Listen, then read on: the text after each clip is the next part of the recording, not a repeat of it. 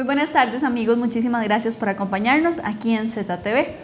Hoy pues lastimosamente tenemos la mala noticia de tantísimos casos reportados acerca del virus, ¿verdad? Del COVID-19, y vamos a tratar este tema aquí hoy en Intermedio. Vamos a hablar del tema específicamente su afectación del COVID-19 en Zarcero. Y bueno, además de este virus, sabemos que andan otras enfermedades respiratorias de las cuales también se van a tocar hoy por acá. Así que los invitamos a que nos sigan a través de la página de Facebook de ZTV. Pueden ahí poner sus comentarios o consultas, porque por acá va a estar con nosotros el jefe de la clínica aquí de Zarcero, el doctor Blanco, que nos va a estar acompañando y respondiendo esas consultas.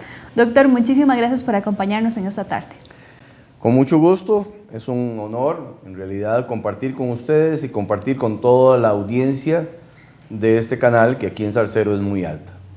Doctor, para iniciar queremos saber, porque tal vez desde el primer caso, bueno, hemos sabido que ha aumentado poco a poco los casos del virus aquí en Zarcero, pero no sabemos tal vez exactamente cuántos casos hay aquí en Zarcero y si fuera posible conocer los distritos de donde se encuentran estos casos.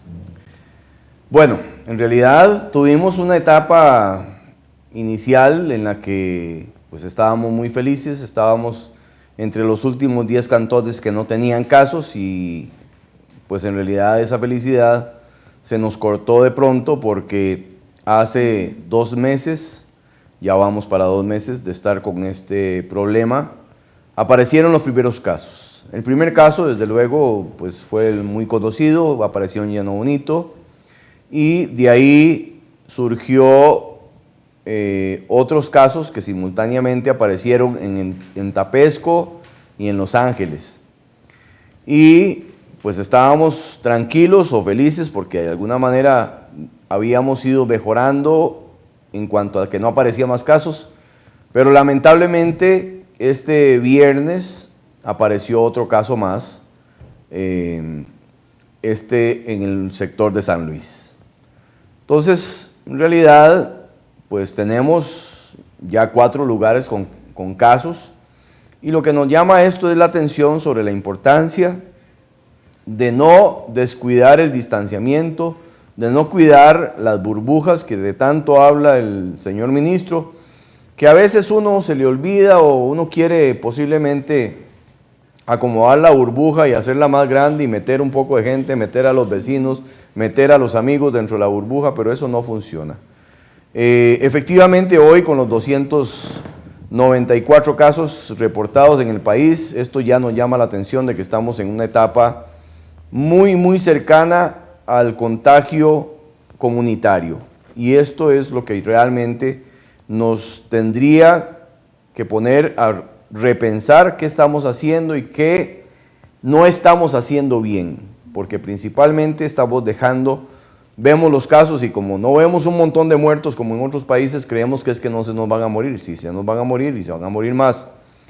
Y si no tenemos cuidado, si no guardamos el distanciamiento, si no mantenemos las burbujas sociales de manera que no nos estemos reuniendo innecesariamente, y para eso hay que usar toda la tecnología. Pero definitivamente Zarcero no se ha escapado de estar en una etapa en la que posiblemente estamos muy cerca de tener una cantidad de casos mucho más elevada, y eso nos va a traer muchos problemas. Doctor, en este caso con las personas que se han detectado positivas con el virus, ¿todas han llegado a la clínica y ahí se han detectado, o algunas, cómo es el proceso para darse cuenta? ¿Hay algunos, no sé, doctores que van a las casas de estas personas, se llama, o todos primero llegan a la clínica y de ahí se mandan las pruebas? Bueno, ha habido formas diferentes de cómo se han diagnosticado. El primer caso se diagnosticó en San Ramón, en el hospital de San Ramón, y de hecho en el hospital de San Ramón se han diagnosticado 3 de nuestros casos. En este momento ya contabilizamos 11 casos en Zarcero. Los primeros casos fueron atendidos en el hospital de San Ramón, y luego los otros ya por contacto, porque son contactos directos con personas que han salido positivas, pues los hemos ido detectando. Hemos logrado tener éxito en aislar a las personas oportunamente, y por eso es que no hemos tenido todavía un contagio tan masivo en la población de Zarcero. Pero eso no quita que pues tengamos que ponerle mucha atención a todos esos casos, a todos esos contactos directos, que ha habido necesidad de aislarlos en sus casas para evitar que se vayan a producir más contagios. ¿Hay alguna cantidad de personas que estén en este momento cumpliendo la cuarentena como tal vez sospechosas, pero que igualmente en este momento no son positivos? Mire, todavía de los casos, de los 11 casos, mantenemos todavía 5 casos que están sin poderlos declarar ya libres del virus porque siguen saliendo las pruebas positivas. Y el ejemplo, pues, es importante mencionarlo en el sentido de que algunos casos se han prolongado mucho tiempo más. Esto tiene su explicación porque, digamos que proteínas del virus siguen quedando activas en las personas y entonces siguen dando positivos. Y no nos podemos jugar el chance de dejarlos libres o dejarlos salir hasta tanto no se negativicen. Y el promedio de tiempo que hemos tenido que tener a las personas aislados en su casa es de 3 semanas. No son 14 días como uno esperaría, sino que ha habido necesidad de tenerlos hasta 3 semanas. Ahora bien, los pacientes que están aislados en este momento nos llegan a 22 personas que están aisladas en sus casas, que no pueden salir, que no deben contagiar a otras personas para ver si logramos contener el virus y que no se nos salga de control. Okay. Doctor, por acá doña Flori Rojas nos pregunta, de los casos que hoy se anuncia, ¿verdad?, el señor ministro, ¿cuántos casos nuevos tenemos en Zarcero? De esos que usted dice, ¿hay alguno que se contabiliza específicamente hoy? No, el último caso se contabilizó el viernes pasado.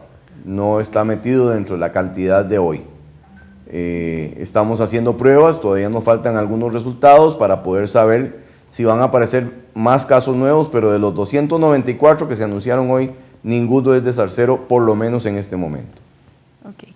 Esas pruebas que se vuelven a hacer a las personas que están positivas en este momento, bueno, las que están aisladas, ¿se hacen en las casas o las personas se tienen que trasladar a, ya sea aquí a la clínica? ¿Cómo se hacen? No, hay que entender que una persona que está en aislamiento tiene que permanecer en su cuarto sin salir de la casa.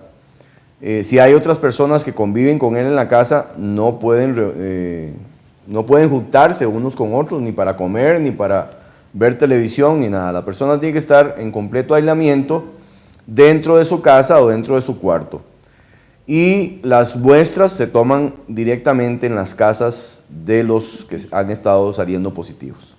Ok, y ahora, de los 11 casos que tenemos, ¿hay alguno que ya esté recuperado? Sí, claro, les decía que nos quedan 5 y ya tenemos 6 personas recuperadas.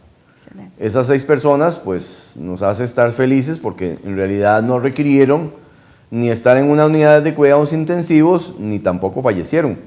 Pero si nosotros nos descuidamos, en algún momento vamos a tener fallecidos y vamos a tener personas en cuidados intensivos que ya ustedes vieron las noticias, que logran, que a veces tienen que pasar hasta 50 días o más metidos en las unidades de cuidados intensivos.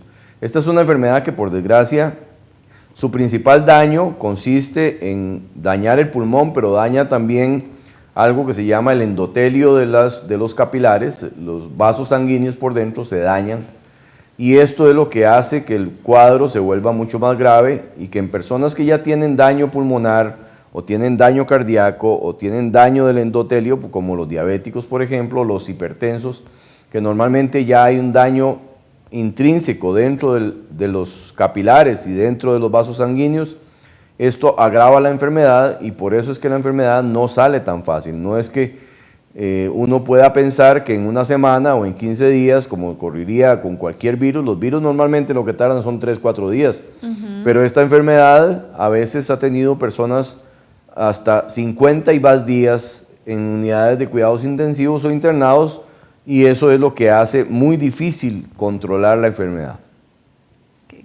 Qué difícil, de verdad, que se pueda controlar. Doctor, y de esas personas enfermas, bueno, al menos aquí en Zarcero, ¿tienen alguna característica de enfermedad, por ejemplo, que sean hipertensos todos, como se ha hablado, que tal vez a ciertas personas con diabetes o de verdad con presión alta tienen tal vez un riesgo más alto de llegar a tener alguna crisis en el virus, o estas personas son muy aisladas, las edades tal vez de ellos también, si se puede saber. Bueno, en realidad hemos tenido edades desde los 5 meses hasta los 86 años, así que cualquier edad va a ser factible que pueda padecer.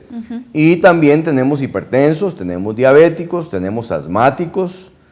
Hay que llamar la atención para recordarle a la población que uno de los factores de riesgo de esta enfermedad y de otras enfermedades, desde luego, es el fumado, y las personas que han fumado o están fumando tienen un riesgo altísimo de tener complicaciones. Ok.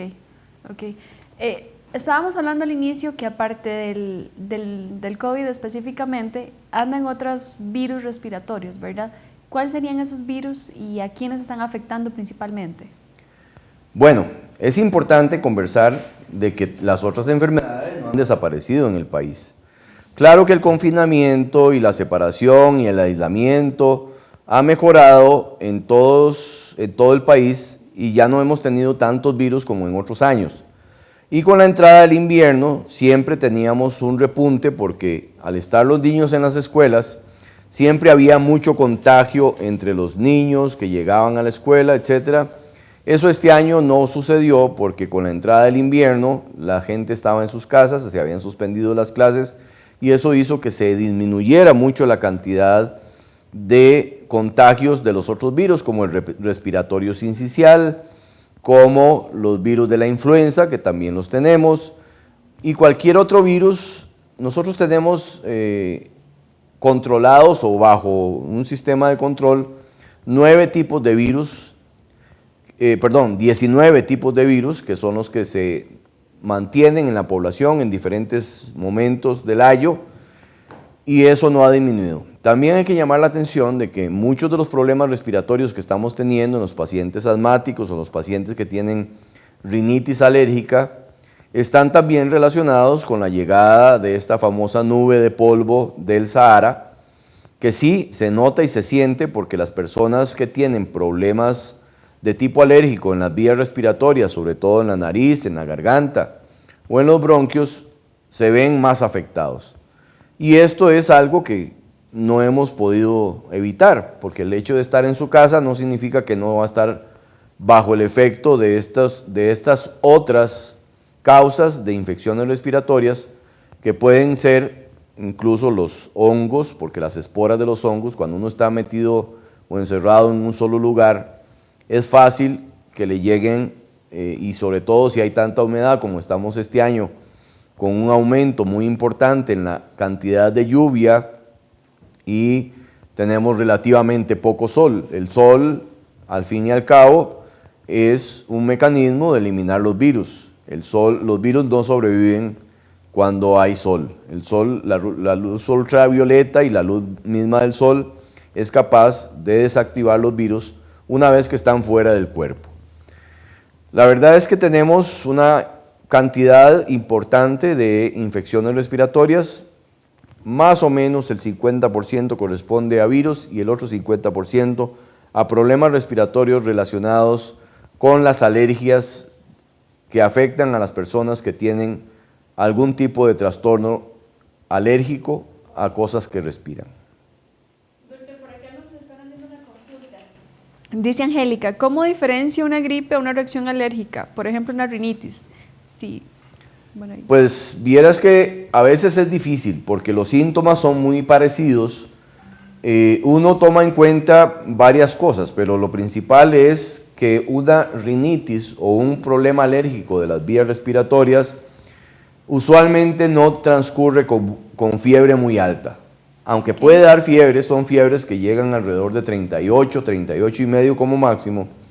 Mientras que una infección por virus o por bacterias sí aumenta la temperatura a 39. Entonces diríamos que la diferencia es que uno tiene fiebre y el otro no tiene fiebre, pero la forma de darse cuenta pues obviamente es revisando a la persona y revisando la garganta, porque ahí es donde uno ve los diferentes tipos de lesiones. Las lesiones son diferentes si son bacterias, si son virus y si son un problema alérgico. Ok, ¿cuánta es la mayor temperatura o lo que más se conoce en este caso del COVID-19 a la que puede llegar una persona? Vean, el problema con el COVID-19 es que es una enfermedad producida por virus, en este caso por el virus del COVID-19, por el coronavirus. No produce al principio mucha fiebre y hay pacientes que transcurren todo el cuadro clínico, es decir, todos los 8, 10, 15 días sin fiebre o con fiebre muy leve, fiebre que no supera tampoco los 38,5. Entonces, esto nos ha traído cierto problema, digamos, para poder evaluar si el paciente está con la enfermedad activa o no está con la enfermedad activa, porque normalmente uno sabe que en cualquiera de los otros virus, cuando empieza la fiebre es cuando el virus está más activo, cuando está en la etapa ya de reproducción máxima del virus. Y normalmente eso tarda 3, 4 días y la fiebre solita después baja.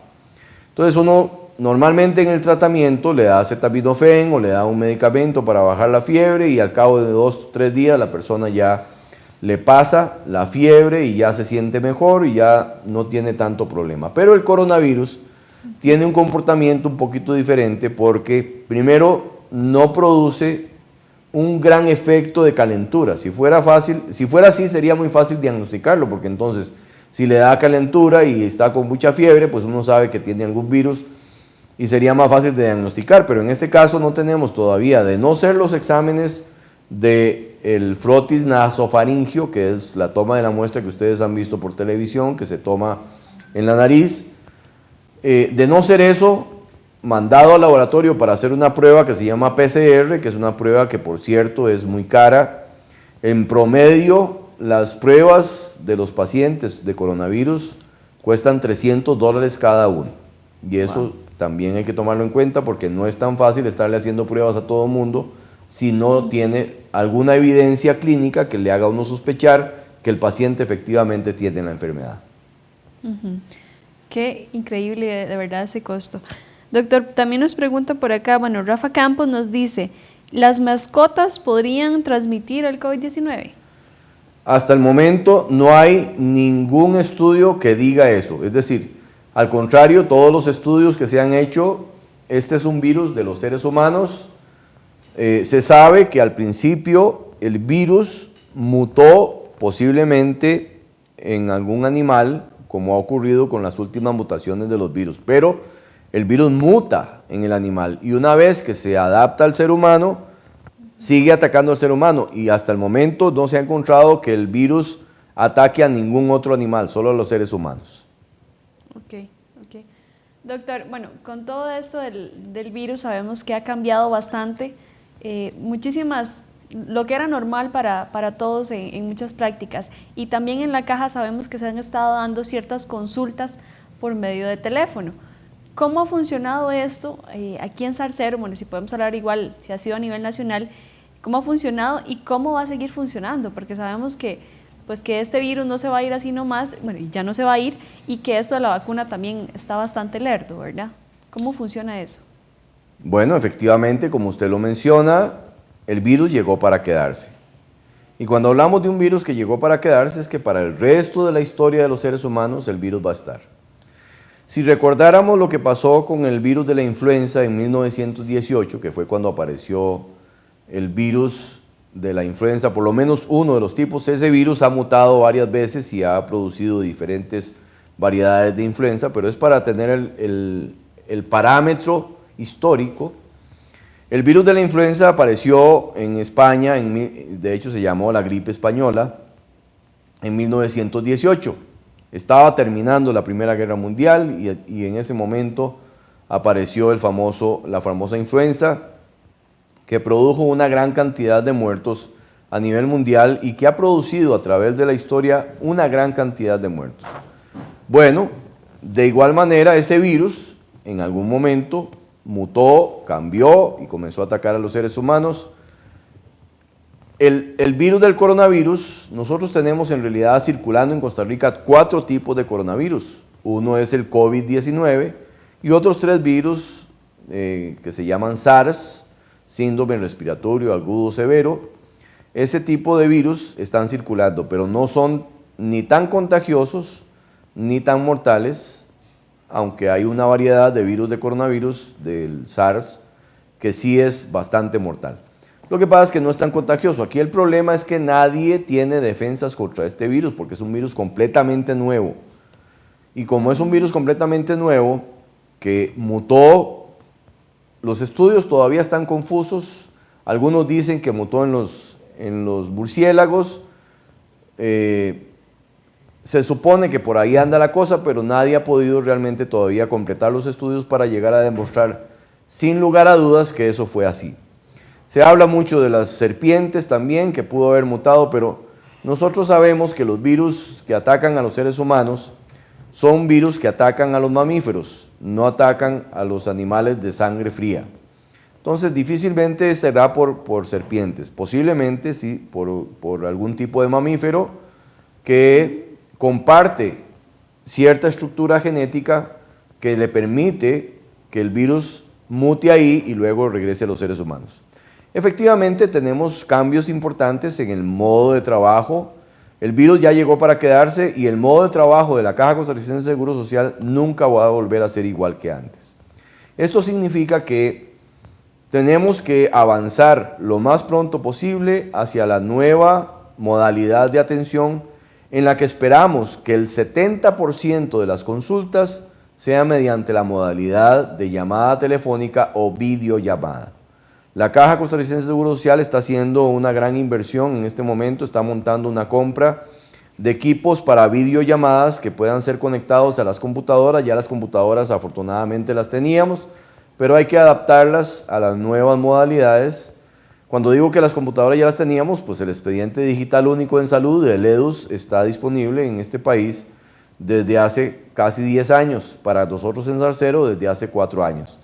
Y con esta nueva herramienta, pues es que se va a trabajar en el futuro y pretendemos que solo tenga que venir a consultar en forma presencial aquellos casos que tengan alguna situación muy particular que requieren de que el médico les vea la lesión que tienen o vea alguna cosa.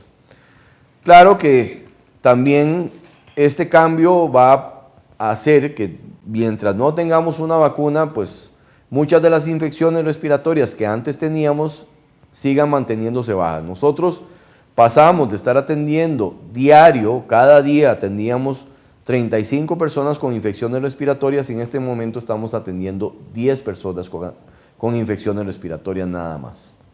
Bastante, se ha reducido considerablemente. Doctor, ¿podríamos explicar, como usted dice, bueno, ya hace 4 años está aquí en Zarcero el sistema EDUS, pero tal vez hay muchas personas que todavía tal vez no se han atrevido a empezar a utilizarlo? ¿Cómo funciona? Para tal vez conocer un poco más del sistema. ¿Qué tiene ahí? ¿Qué información se puede ver en el sistema? Bueno, aquí tenemos dos cosas importantes. Una es que el EDUS es el expediente digital único en salud. Ya los médicos a nivel nacional trabajamos con el expediente digital único en salud desde hace años. Claro, ahora falta que la gente también se incluya o se incorpore dentro de este sistema, porque existe una APP, que es como se llama, que permite tener el EDUS en el teléfono. Algunas herramientas de esas permiten ver cuáles son los tratamientos que tiene el paciente, otras ver cuáles son los padecimientos, permite ver cuándo tengo las citas, permite interactuar con el sacado de citas, aunque en este momento específicamente no se están dando citas por teléfono, hay que sacarlas por teléfono, no se están dando directamente en la APP, en el app del EDUS, pero sí yo les recomiendo a todos y a todas que vayan aprendiendo a usar el EDUS, que va a sufrir en los próximos meses muchas transformaciones para permitir que las personas puedan interactuar más cerca de los médicos y de las enfermeras y del personal que trabaja en farmacia, y de esa forma usted pueda saber cuándo le toca retirar sus medicamentos, cuándo le toca su cita, cuándo tiene posibilidades de sacar cita, etc. Entonces, aquellas personas que no hayan todavía aprendido o no hayan cargado en su teléfono celular me refiero, la aplicación del EDUS, sería importante que vayan avanzando porque hacia ahí vamos hacia la tecnología y estamos buscando mecanismos de que en el futuro todas las consultas posibles sean dadas mediante la modalidad de videollamada.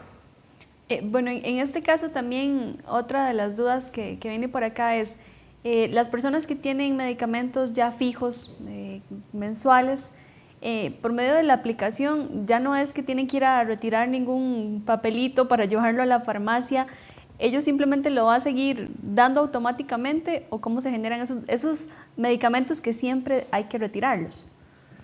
Bueno, eso se llaman las recetas de los pacientes crónicos, los pacientes que ya tienen medicamentos que tienen que tomar de por vida o que tienen que irse ajustando con el tiempo, pero que toman todos los días.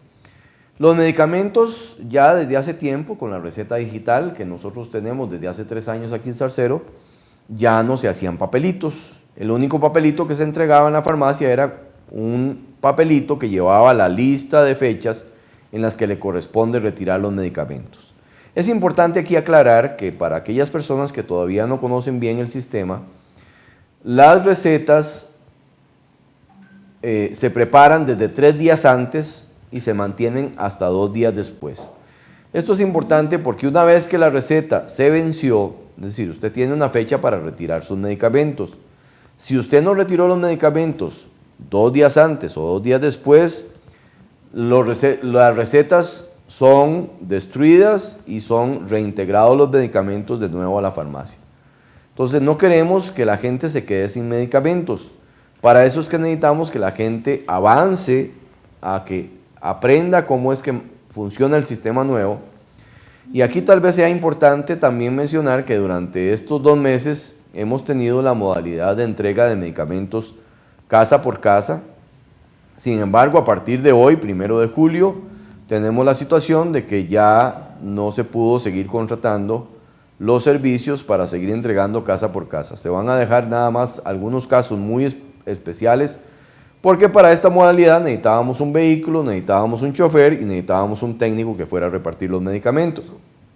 Ya los técnicos, el nombramiento llegó hasta el 30 de junio y por lo tanto a partir del 1 de julio, hasta tanto no nos autoricen una nueva compra de servicios para poder tener más técnicos, no se van a poder seguir dando todos los medicamentos, solo algunos muy especiales o muy particulares de aquellas personas que sabemos que tienen un altísimo riesgo, como adultos mayores que tienen problemas de diabetes o problemas de hipertensión complicados, asmáticos con problemas complicados, pero ya no va a ser como se venía haciendo, en que estábamos haciendo rutas diariamente para entregar medicamentos.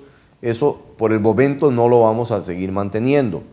Vamos a ver, como les digo, si aparece más dinero o si nos aprueban más presupuesto para poder contratar de nuevo los técnicos de farmacia y si vamos a poder seguir recibiendo ayuda de las organizaciones como la municipalidad, como el Ministerio de Agricultura, como el mismo Poder Judicial que nos habían estado facilitando vehículos para hacer la entrega de medicamentos casa por casa. Mientras tanto, pues vamos a tratar de organizarnos y en algunos casos especiales, pues simplemente llame al 2463-3201 y póngase de acuerdo con los muchachos de la farmacia para ver si no tiene posibilidad de venir a retirar los medicamentos alguna persona que no tenga riesgo, y aquí es lo que quiero recalcar, porque las personas con riesgo no deben salir a la calle, no deben venir a la clínica, menos ahí es donde está la gente con más infecciones.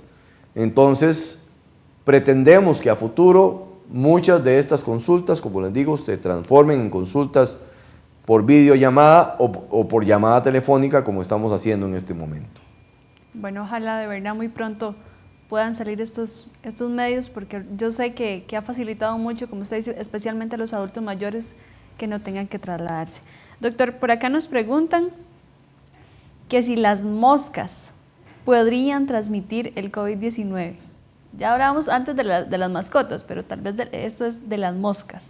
A ver, si las moscas se paran en un lugar donde hay saliva de una persona y van y luego se paran en los alimentos o se paran en un lugar donde ¿Pueda otra persona llegar a tocar o llegar a contaminarse? Desde luego que sí.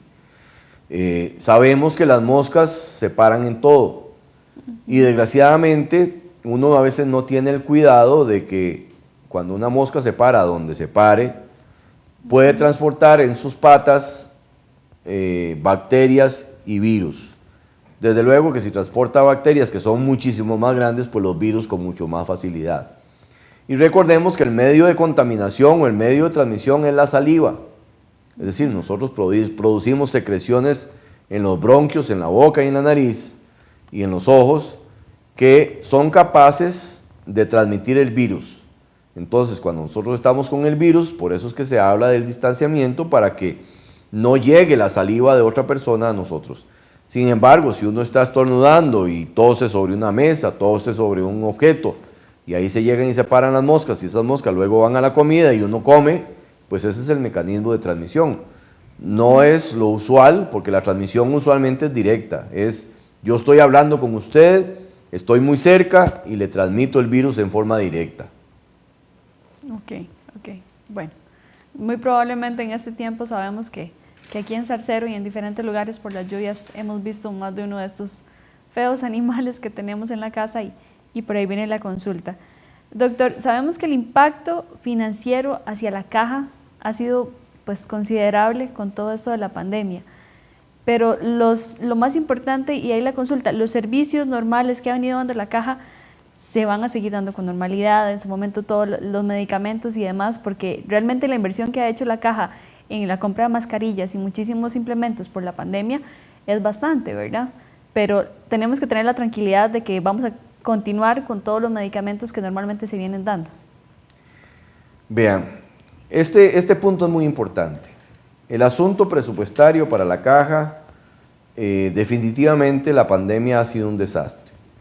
Puesto que, primero que nada, al no haber un montón de gente que antes estaba trabajando y estaba cotizando, y muchas empresas que antes cotizaban para la caja han tenido que cerrar, implica un golpe muy fuerte desde el punto de vista financiero a los ingresos de la institución.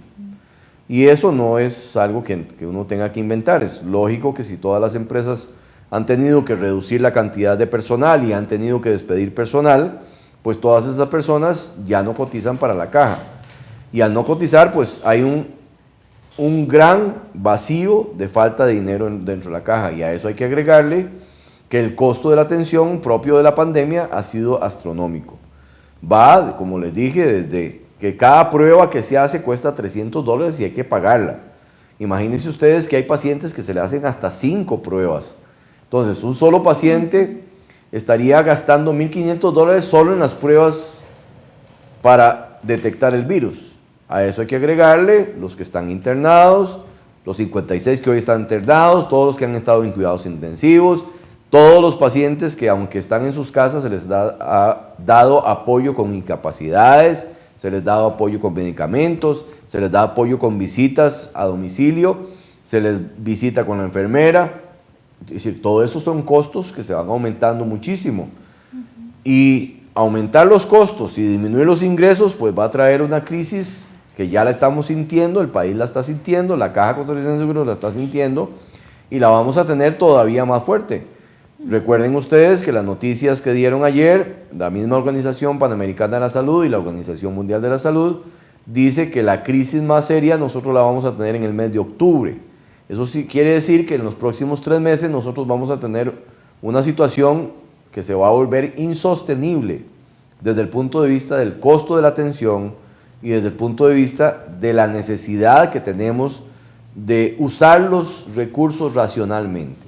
Eso es, no desperdiciar los recursos, no ir porque tengo un ataque de caspa, porque al final eso me implica gastar recursos de la institución que al final pues nos van a hacer falta. Cada persona que necesite atención, la atención se va a seguir dando, los médicos vamos a seguir trabajando. Hasta el momento no hemos tenido digamos, la obligación o la necesidad de despedir personal porque se está ocupando todo y se ocupa más personal para seguir atendiendo la emergencia de la pandemia y todas las otras enfermedades. Lo que sí ha habido, que es muy impactante, es un atraso muy importante en la cantidad de cirugías, en la cantidad de procedimientos que había que hacerle a las personas y en muchas de las citas de los especialistas que se han venido postergando y atrasando. Y eso nos va a traer como consecuencia que a futuro nosotros vamos a tener una crisis, porque esta cantidad de citas pendientes, esta cantidad de cirugías pendientes, esta cantidad de procedimientos sin hacer, la gente los va a terminar ocupando, y esto nos va a traer una crisis que se va a prolongar posiblemente 5 o 6 años, cuando menos, tal vez más. ¿Cuáles son de esas citas o de esas tal vez enfermedades que la caja sí sigue programando, sí se están atendiendo, se le da la prioridad a esas enfermedades que no se han parado de dar? Bueno, en realidad nosotros aquí a nivel de Zarcero no hemos dejado de atender ningún paciente, aunque sí a veces no logran conseguir las citas, y es que hay una realidad detrás de esto. Nosotros tuvimos que sacar un médico que estaba dando consulta para que atendiera la unidad de coronavirus. Al sacar un médico de la consulta, pues obviamente se recargó las demás consultas en todos los EVAIS, y a veces se vuelve difícil poder conseguir una cita porque no hay suficientes recursos humanos, no tenemos más médicos ni tenemos más personal para atender todas las necesidades. Y esto se va a sentir, o lo ha estado sintiendo algunas personas que ya han venido a presentar su queja de que no logran conseguir cita, de que vienen reiteradamente y les dicen que no hay campo, que no estamos atendiendo. En realidad nosotros sí estamos atendiendo, no hemos dejado de atender. Lo que pasa es que la modalidad de atención telefónica tiene sus complicaciones. No es tan rápido, primero porque el médico tiene que revisar el expediente antes de hacer la llamada telefónica, luego hace la llamada telefónica, luego tiene que hacer las recetas, luego tiene que preguntarle al paciente qué padecimientos o qué molestias está teniendo en este momento y qué molestias adicionales a las que ya tiene en sus padecimientos pueda estar teniendo. La prioridad siempre han sido nuestros pacientes más complicados, los pacientes adultos mayores, nuestros pacientes con hipertensión, diabetes mellitus, los pacientes con dislipidemia y enfermedades que tienen que llevar un control permanente de su salud. Pero no podemos engañar a nadie diciendo que no se han dejado de atender a todos los pacientes, ¿no? Ha habido cierto problema, y para algunos pacientes se ha vuelto verdaderamente una complicación sacar cita con los médicos. Ok. Bueno, sabemos que igual lastimosamente con esta cantidad de casos que cada día vienen en aumento, el ministerio va a tener tal vez que, ojalá que no, pero llegar a tomar ciertas medidas. ¿Cuál es su opinión específicamente con el tema de que en algún momento se lleguen todavía en este año a reactivar las clases? Porque sabemos que obviamente podría aumentar bastante. Vean, la llegada del coronavirus ha cambiado muchas cosas. Dentro de las cosas que han cambiado definitivamente es la educación. El problema es que nos agarró a medio preparar, y cuando digo a medio preparar es que estábamos usando los elementos electrónicos, dígase computadoras, celulares, tablets, etcétera, los estábamos usando para otras cosas. Lo usábamos para mantenernos informados, para ver lo que pasaba en las redes sociales, para comunicarnos con nuestros amigos y con nuestros grupos en el WhatsApp y en todas las otras herramientas, en el Facebook, etcétera. Pero no lo habíamos estado utilizando en lo que realmente era muy importante, que era en lograr tener conexión con nuestros profesores, conexión con nuestros colegios, conexión con nuestras escuelas, conexión con nuestras universidades. Y esto realmente ha sido una situación que ha cambiado el país. Y no solo el país, el mundo está en lo mismo. Entonces, y va a cambiar definitivamente para futuro. Ahora, con respecto al regreso a clases, pues es necesario. No todas las personas tienen ni la habilidad, ni la tecnología, ni el acceso a internet para poder pretender que desde su casa reciba toda la materia que tiene que estudiar, logre avanzar con esa materia, logre hacer los quizzes y los exámenes en forma virtual, y que finalmente pueda llegar a graduarse también de forma virtual. Sin embargo, todos los colegios, las escuelas, y las universidades están haciendo un gran esfuerzo y creo que a pocos meses estará en posibilidad de que la mayoría de la educación se dé en forma virtual. Y tenemos que acostumbrarnos a eso y tenemos que avanzar hacia eso. Ahora, si tienen que regresar las clases, pues nosotros lo que tenemos que aprender es cómo nos protegemos y cómo protegemos a nuestros seres queridos, a nuestros hijos y a las personas que tenemos que mandar a la escuela. Porque los más chiquitillos va a costar un poco más, pero también son capaces de aprender. Y los niños, con esa habilidad que tienen, con esa inteligencia que tienen, que siempre nos superan, van a aprender más rápido que nosotros los viejos, que hay que tener el distanciamiento, que hay que lavarse las manos, que no se puede uno tocar la cara con las manos sucias, que si uno toca algún objeto donde pudo haber alguien dejado virus, de inmediato se lave las manos para que limpia las manos uno pueda tocarse con tranquilidad. Y definitivamente el cuidado de no compartir las cosas, esto es algo muy importante.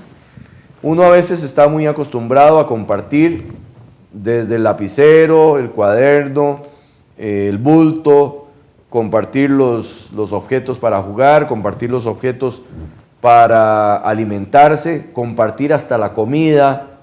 Esto no va a poder volver a ser.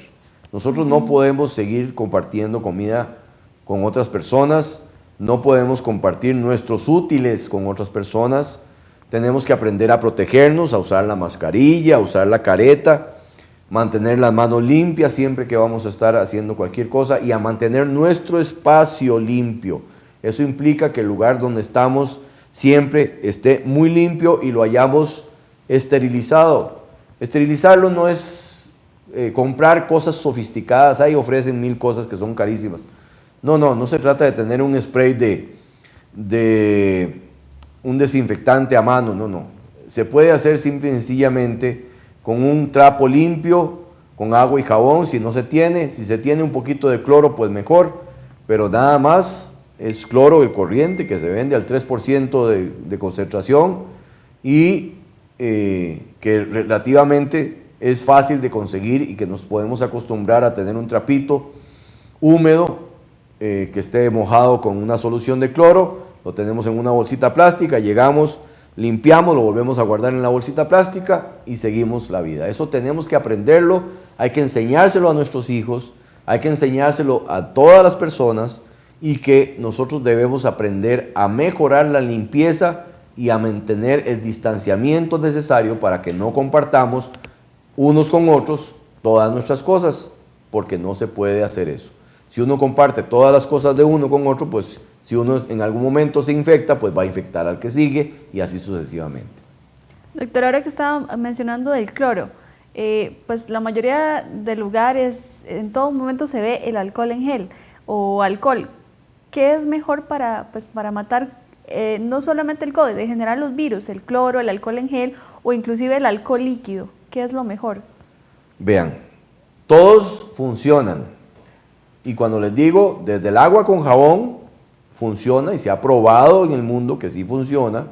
Por eso es suficiente lavarse las manos con agua con jabón para saber que uno elimina el 99% de los virus de las manos, y no solo los virus, sino también las bacterias y los hongos, que son los que normalmente uno tiene en las manos o que transmite desde su boca o desde su organismo, desde la piel, donde nosotros tenemos esos microorganismos, los transmitimos de esa manera. El agua con jabón, el alcohol en cualquiera de sus formas, no tiene que ser alcohol, y alguna gente aquí, tal vez una aclaración importante, la gente cree que el alcohol más concentrado, o sea que tiene más concentración, porque en el mercado tenemos alcohol al 70%, alcohol al 90% y alcohol al 95%. Se ha encontrado que el alcohol al 95% y el alcohol al 90% no funcionan tan eficientemente, porque el alcohol al 95% es muy volátil y se evapora con una rapidez, y cuando quieran pues hagan la prueba. Si ustedes se ponen un poco de alcohol en la mano, alcohol de 95 o alcohol de 90, usted hace así y la mano ya está seca. Y ese secarse tan rápido hace que no sea suficiente el contacto con el virus o con las bacterias, entonces no sirve. Aquí lo que funciona es el alcohol de 70. En la solución que se está vendiendo ahorita, la que prepara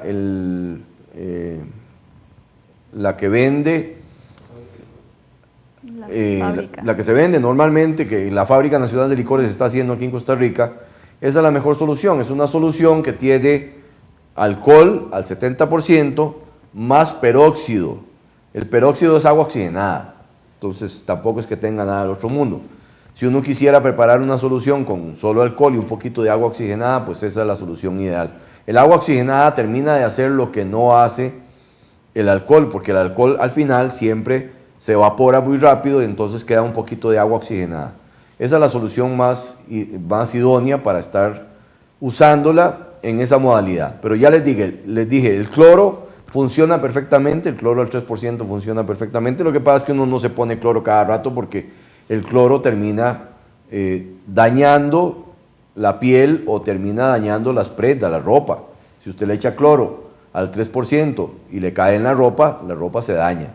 Entonces, por eso es que no estamos diciendo a la gente, mire, ande con una botellita de cloro y se está lavando las manos con cloro. Entonces, que eso no es práctico ni funcional porque termina dañando la ropa y termina dañando los objetos que toca.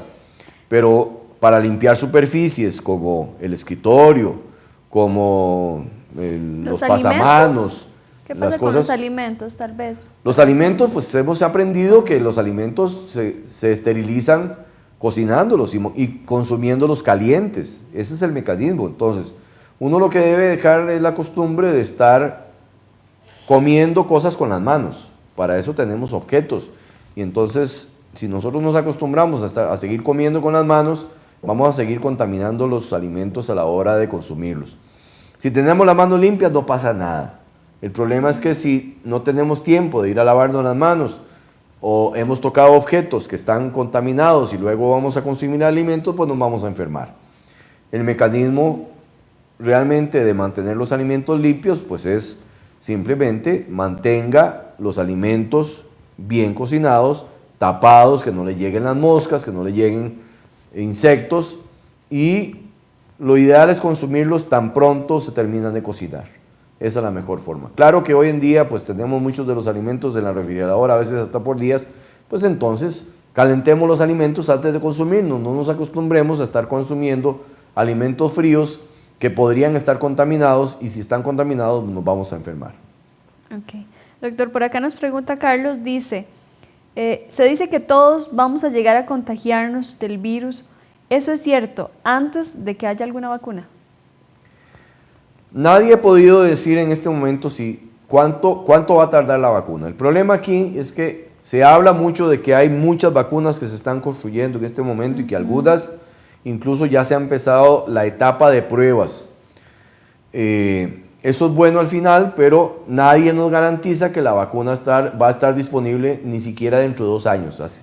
Se hacen estimaciones de que posiblemente va a haber una vacuna que funcione bastante bien dentro de 2 años, pero tenemos el ejemplo de otras vacunas que tardaron 10 o más años y tenemos el ejemplo de la vacuna contra el VIH que lleva prácticamente 40 años y no se ha podido terminar. Entonces, el saber si va a estar la vacuna disponible de aquí a 2 años no es algo que podamos asegurar, aunque hay estimaciones cercanas a que sí lo vamos a tener. Sin embargo, pues uno no debe depender de eso, uno debe saber que el virus es de muy fácil contagio y que si nos descuidamos o si no guardamos las medidas de protección, el distanciamiento, no guardamos nuestras protecciones personales para no contagiarnos, pues llegará un momento en que todo el mundo tenga que pasar por el virus y pues ese sería otro mecanismo de quedar inmunizada toda la población, pero ese mecanismo implicaría la pérdida de muchas vidas y cuando son vidas de nuestros familiares, estoy seguro que a muchos nos va a doler mucho. Así es. Doctor, hablando específicamente del trabajo que está realizando el Instituto del Clodomido Picado, de ese suero, ¿qué podemos decir acerca de eso que se ha aplicado a ciertos pacientes que tal vez han mejorado? ¿Cómo ha funcionado ese suero? Aquí la importancia es aclarar que hay 2 modalidades. Uno es el suero convaleciente, que es simplemente plasma que se saca del suero de los pacientes, plasma convaleciente, que ya se ha hecho algunas pruebas, pero esta cantidad de plasma que se saca, mire, de un paciente se saca si acaso para 2 o 3 personas. Entonces, imagínense ustedes, si estamos pretendiendo, en este momento tenemos 3.600 personas, 3.900 personas en Costa Rica con el virus, o que están, hablemos de los activos, que son más o menos 1.700 que están activos en este momento. Si nosotros pretendiéramos darle tratamiento a esos 1.700, no alcanzaría con todos los sueros que se puedan sacar, es decir, sueros convalecientes. Entonces, se ha hecho el otro trabajo del Instituto Clodomiro Picado y la Universidad de Costa Rica, en el que se ha trabajado en la producción en masa de anticuerpos. Y se ha estado utilizando en varios países, no solo Costa Rica lo está haciendo Argentina, lo está haciendo Alemania, lo está haciendo Francia, utilizando suero o anticuerpos que se sacan de los caballos. Lo que se hace es potencializar la cantidad de proteínas para poder sacar un poco más, porque de un caballo se pueden sacar hasta 6 litros de suero en una sola extracción. Y si tenemos un caballo que está bien inmunizado, pues podríamos sacar muchos frascos. Pero igual eso no va a alcanzar. O sea, cuando nosotros pensamos en eso como una solución, solo sería una solución para salvarle la vida a algunos pacientes graves. No estamos pensando que con eso vamos a solucionarle la vida a todo el resto de las personas. Entonces, no podemos pensar que con suero convaleciente o con anticuerpos sacados de los caballos, de suero también con un virus, vamos a solucionar el problema. Esa no es la solución. La solución sería la vacuna, y la solución real en este momento es mantenga el distanciamiento, cuídese, no se vaya a infectar, no se exponga a infectarse. Así es. Bueno, por acá don Elian Cubillo nos saluda y nos comenta que definitivamente la curva de casos en Costa Rica ya inquieta y preocupa bastante. Don Elian, sí que nos... Es cierto, pues esa curva a cualquiera asusta, y desde luego que nos mantiene a todos en alerta máxima, porque sabemos que estamos a un punto en que ya se nos zafa la posibilidad de controlar los casos. Vean ustedes lo que pasó en Zarcero, y es para ponerlo como ejemplo. Cuando aparecieron los primeros casos, inmediatamente nosotros salimos a la cacería de todos los contactos positivos de esos casos. Y gracias a ese trabajo se paró el contagio, no hubo más contagios. Hubo el caso que más contagio nos produjo 7 contagios. Y entonces, pero para poder mantener esos 7 contagios hubo que tener más de 30 personas aisladas en sus casas, y 30 personas que hubo que hacerles contención máxima de que no podían salir ni podían ir a ningún lado. Estoy hablando solo de este poco. Y entonces nosotros no podemos pensar que si descuidamos esto, el contagio se nos sale de control. Ya nosotros no vamos a poder ni siquiera saber cuáles son los contactos directos, y esos contactos directos a su vez van a transmitir en forma exponencial. Eso quiere decir que de 2 van a salir 4, de 4 van a salir 8, de 8 van a salir 16 y así sucesivamente, y eso no nos va a permitir controlar la enfermedad. La única forma de controlar la enfermedad en este momento es el distanciamiento y el cuidado personal. Que cada quien sepa que tiene que mantener la distancia, cuidarse, mantener las medidas de protección, usar la careta, usar el cubrebocas, y desde luego lo más importante de todo, lavarse las manos y no exponerse a irse a contaminar con saliva de ningún otro paciente. Así es. Bueno, doctor, ya se nos está acabando el tiempo, y justamente eso es lo que queríamos para ir finalizando, esas recomendaciones finales que ya las hemos escuchado y que yo creo que todos los días las escuchamos, pero no está de más siempre decirle, principalmente lo que usted dice, el lavado de manos. Aquí en Zarcero yo creo que tenemos la facilidad, hay varios medios, por ejemplo, en algunos supermercados que nos llevan la comida a la casa, las verduras, las frutas y verduras también las están llevando a la casa.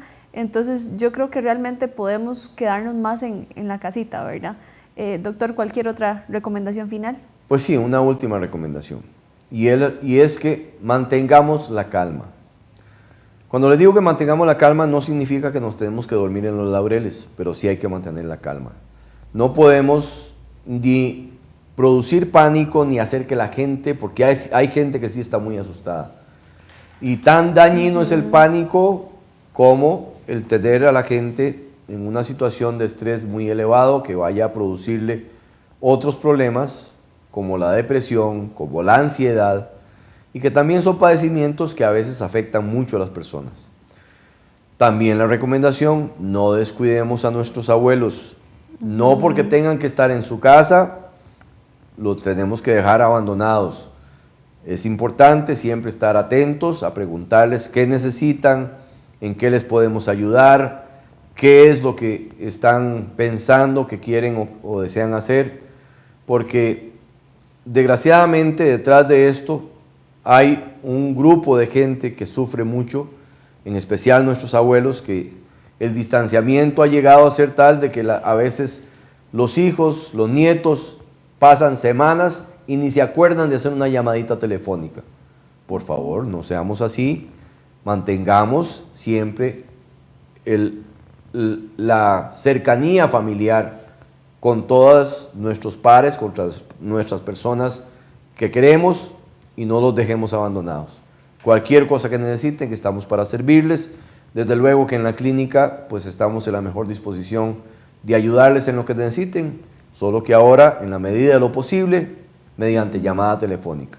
Las líneas del Seguro Social son el 3201, el 1414, el 2829 y el 1011, para que no crean que solo hay un número telefónico. Hay 4 líneas telefónicas por las que pueden ingresar al Seguro Social.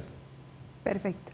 Pues muchísimas gracias de verdad, doctor, por haber estado con nosotros aquí en esta tarde. Y bueno, queremos invitarlos también desde ya para la próxima semana, que estaremos aquí en Intermedio hablando acerca del bullying.